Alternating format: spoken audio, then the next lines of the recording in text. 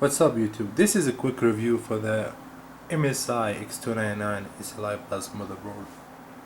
This one have been released in June 26, 2017, and it has a strong potential. I think I give it a try, and I think I'm not gonna regret that.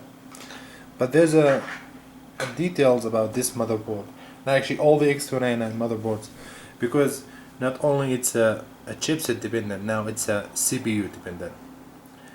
So bear in mind that when you are looking for any motherboard in the X299 motherboards, it depends on the CPU as well as the motherboard itself. So this one has the basic, or actually I can't call it basics. It has a decent amount of good features, like dual M.2. It has 8 slots of RAM, supports up to 128, but it actually, like I said before, if you are having Skylake or Kaby Lake, it's gonna depend on the RAM and the CPU you are using. So you might have only 64. So one of the ports, which is the one on the left over here, will not be working if you are using Kaby Lake.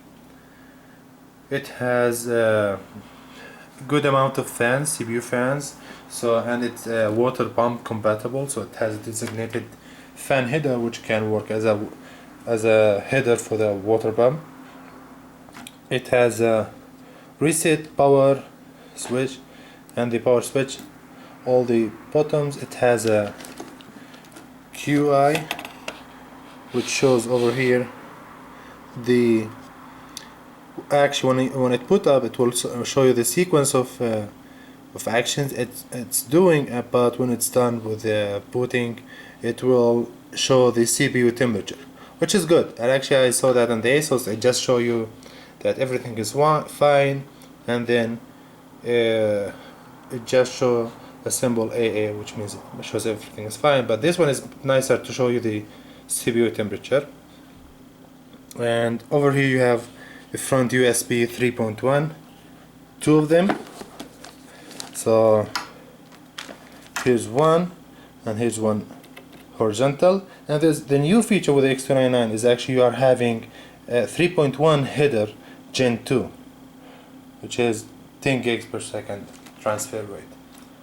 Dual M.2, one of them has a shield for a heat exchange, but I think what I'm gonna do, I might buy another shield over here, try to install it somewhere here, so I will end up with having two of them. And actually I'm gonna install two M.2, and I'm gonna try to have another shield so I can cool my M.2 and the other M.2 hard disk. Or another cool feature actually is it support actually the RAID 0 M.2, so RAID 0 and RAID 1, and of course for the SATA it supports RAID 0, RAID 1, RAID 5 and 10.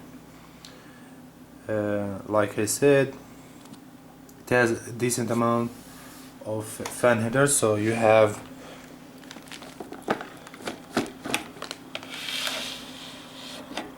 one over here, CPU fan, the pump fan, fan 1, there's now one here, and there's one here up front, system fan 3, 4, and there's a one over here, system fan 2 somewhere.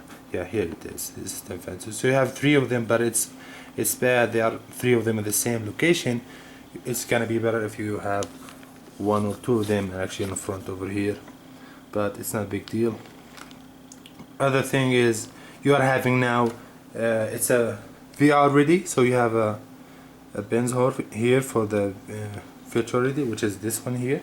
You have a dual BIOS, so you have a BIOS switch over here, and you have RGB header. So but well, I found that usually they send RGB extension cable. This one didn't come with a RGB extension cable, but you are having here a designated RGB cable, but it has a few RGBs here and here, few, but not many. but in my case I don't care a lot about RGB. On this side you're having 4 USB 2, 4 USB 3, and then 1 USB 3.1 Gen 2, Type A and Type C, dual LAN, and 7.1 for the sound, and of course digital sound. You have a clear CMOS and BIOS flash. So yeah, this is I think this is the standard features that you find it. I usually find it on the high-end X299. Now it's becoming the basic features of X299. But I think for the price, by the way, this was the cheapest. For the price, I didn't see any big difference between this motherboard and very high-end motherboards I have compared a lot. It's not a big deal like you are having. Honestly, I didn't see a big difference, except like people, they were saying there's no Wi-Fi. In my case, I really don't care about the Wi-Fi. It doesn't have Wi-Fi. Yeah, it's not a big deal. You can have it a separate one. What I really care about is where I install my GPU. So you are having 2 of them are steel armor, which is good enough. It can support, if you are having a CPU 44 PCI lanes, you can have it 16, 16, 8. If you are having a 28 lane, you can have it 16, 8, 4. But I think, generally speaking, I'm not gonna go that far. I would rather to buy a really high-end GPU and then use one slot and keep the others. Bear in mind that these PCI lines, they are sharing with a chipset and with the M.2.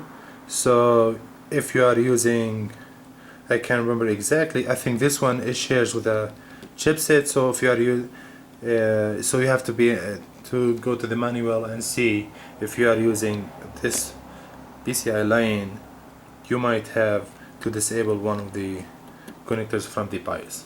I will go through the BIOS later on when I install the CPU. I'm gonna install the 7820X, which has 8 core and 28 PC line. Of course, it supports the quad channel configuration for the RAM, so all of them are gonna be supported.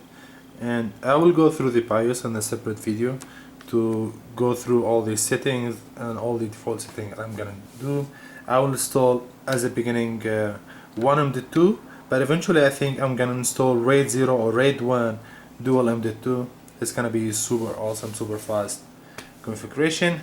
Yeah, stay tuned. Maybe in 2 days, 3 days, I'll go through in more details.